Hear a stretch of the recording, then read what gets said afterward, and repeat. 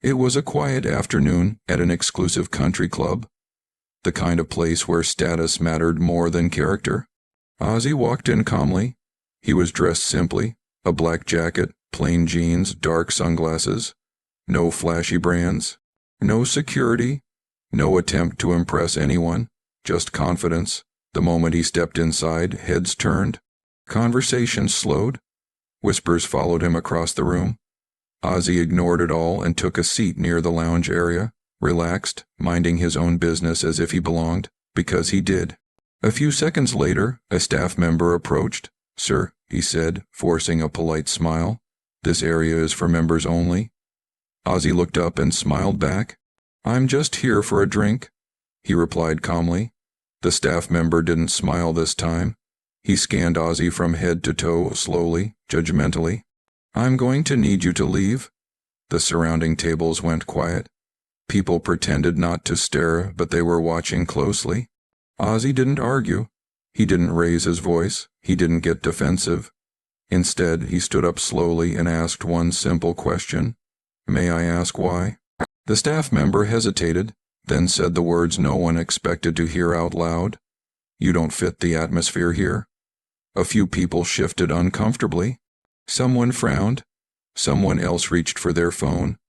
Ozzy nodded slightly, absorbing the moment without anger or embarrassment. Unnoticed by almost everyone, a television mounted in the corner of the lounge continued playing quietly. No one was paying attention to it yet, but in just a few seconds, everything in that room was about to change. What happened next embarrassed the entire club. The staff member's tone changed. Politeness disappeared. "This is a private establishment," he said firmly. "Please don't make this difficult." Ozzy glanced around the room. Men in tailored suits sat back in leather chairs. Gold watches flashed under soft lighting. Eyes followed him, curious, judgmental, cold. A voice whispered from a nearby table, probably wandered in by mistake. Another chuckle followed. Ozzy slowly stood up. "All right," he said calmly. No sarcasm, no anger, just acceptance. But before he could take a single step toward the exit, another voice cut through the room. "What seems to be the problem here?"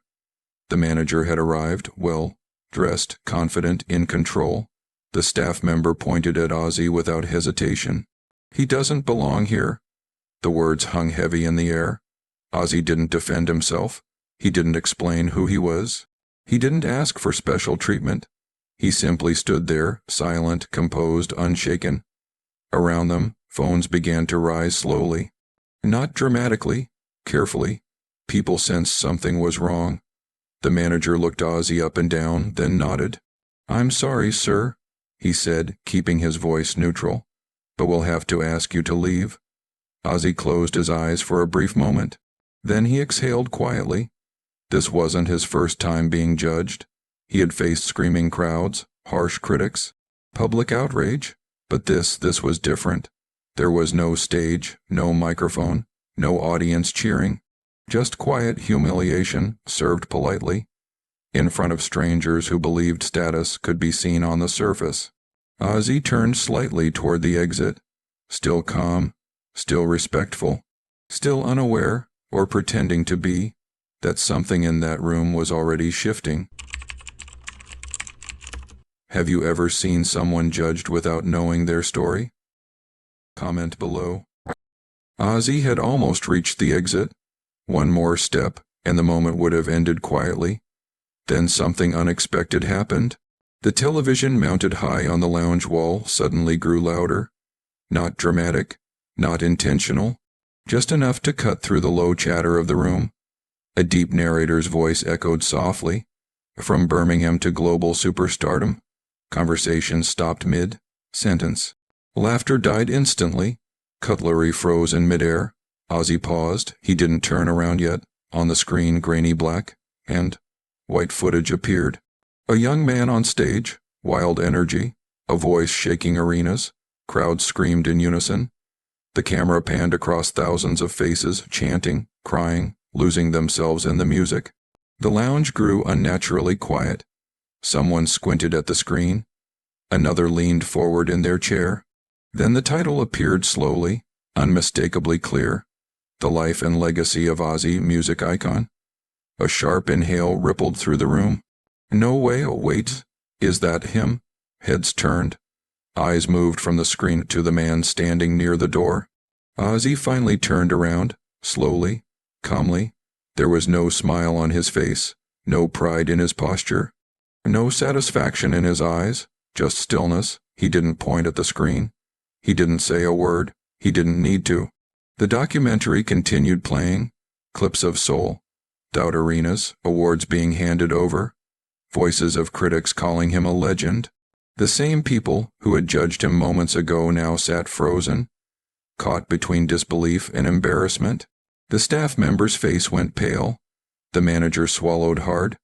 Ozzy stood there quietly, letting the room absorb the truth on its own.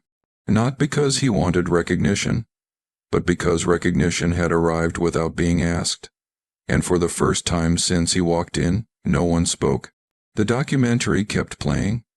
It spoke about struggle, the early years, the doubt, the moments when everything could have fallen apart. Clips showed small stages, empty rooms, a voice that refused to be ignored. Then came the rise, crowds filling stadiums, songs becoming anthems, a career that reshaped music history. The lounge felt smaller with every passing second. The same people who had judged Ozzy moments ago now stared at the screen in disbelief. Some leaned forward, unable to look away. Others slowly lowered their heads. The manager's face drained of color. His confident posture collapsed into panic. "That's," he whispered, barely audible, "him." The staff member's throat tightened. He swallowed hard, eyes flicking between the screen and Ozzy. The realization hit him all at once. The man he had dismissed, the man he had embarrassed, the man he had asked to leave. Ozzy stood exactly where he was, still calm, still composed, no anger, no smug expression, just quiet presence. He didn't turn toward the screen again. He didn't look at the manager. He didn't demand an apology. He let the truth do all the talking. Around the room, discomfort settled in. People shifted in their seats. A woman covered her mouth. A man looked down at his watch, suddenly fascinated by the floor. This wasn't admiration anymore. This was shame, because they all realized something at the same time. They hadn't judged Ozzy by his actions. They hadn't judged him by his character. They had judged him by how he looked and nothing else. The documentary continued, but no one was watching it now. All eyes were on Ozzy, and the silence in that room was louder than any applause he had ever received. The manager finally broke. He rushed forward, hands slightly raised, his confident tone gone. "Sir, Ozzy, we didn't know," he said quickly. "There's been a misunderstanding." Ozzy lifted one hand, not aggressively, not dramatically, just enough to stop him. "You didn't ask?" Ozzy said quietly. The words weren't loud. They didn't need to be. The room went completely silent. No whispers, no movement, no sound but the soft hum of the television still playing behind them. Ozzy looked at the manager, not with anger, not with pride, but with honesty. "You judged me before knowing who I was." There was no accusation in his voice, just truth. The manager opened his mouth to speak again, but nothing came out. Ozzy continued, "And that's the problem." He gestured subtly toward the room. "Because today it was me." People shifted uncomfortably. Some avoided eye contact. Ozzy's voice stayed calm, steady, almost gentle. "But tomorrow," he said, "you'll do it again to someone who isn't famous." That sentence landed heavier than anything else. He wasn't defending himself anymore. He was defending people who wouldn't get documentaries on TV. People who wouldn't be recognized in time. People who would simply be asked to leave, and no one would care. The staff member lowered his head. The manager's shoulders slumped. Ozzy didn't raise his voice. He didn't demand respect. He had already earned it without asking. For a moment, Ozzy added, "I was just another person to you." He paused. And that should have been enough. No applause followed. No one clapped, because this wasn't a performance. It was a mirror, and everyone in that room was forced to look into it. Do you think respect should depend on status or character? The documentary came to an end. The screen faded to black. For a moment, no one moved. Then applause started. Slow, uneven, awkward. It wasn't celebration. It was embarrassment disguised as respect. A few people clapped harder, trying to erase what had just happened. Others joined in late, unsure of what else to do. Ozzy stood still. He didn't acknowledge the applause.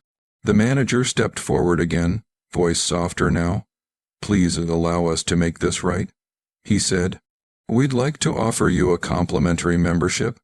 He gestured toward the lounge, a private table. "Anything you'd like? VIP treatment?" Everything Ozzy hadn't been offered when he first walked in. Ozzy looked around the room one last time. The same faces, the same walls, the same place that had decided he didn't belong. He shook his head gently. "No thank you."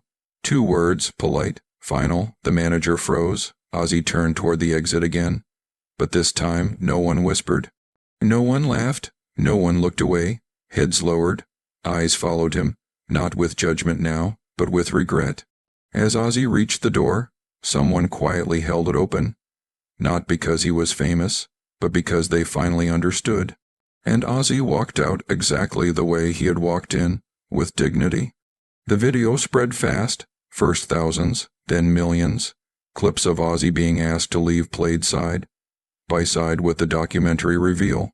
People around the world reacted with the same word, respect. Comments flooded in. "He handled that with class. That could have been anyone. This is why humility matters." The country club issued a public apology soon after. They spoke about misunderstandings and reviewing policies, but the internet wasn't focused on them anymore. It was focused on Ozzy, not because of his fame, but because of how he carried himself when no one knew who he was. In a later interview, Ozzy was asked how he felt about the incident. He paused, then said quietly, "Respect shouldn't depend on status." That single sentence was shared millions of times, because people understood the real lesson. Fame shouldn't unlock dignity. Money shouldn't buy basic decency. Every person deserves respect before recognition. Ozzy never went back to the club. He didn't need to. The message had already gone further than any membership ever could. And somewhere out there, someone watching that video learned something important. How you treat people when they have nothing to offer you says everything about who you are. You believe people deserve respect before recognition? Type respect in the comments and follow for more powerful stories.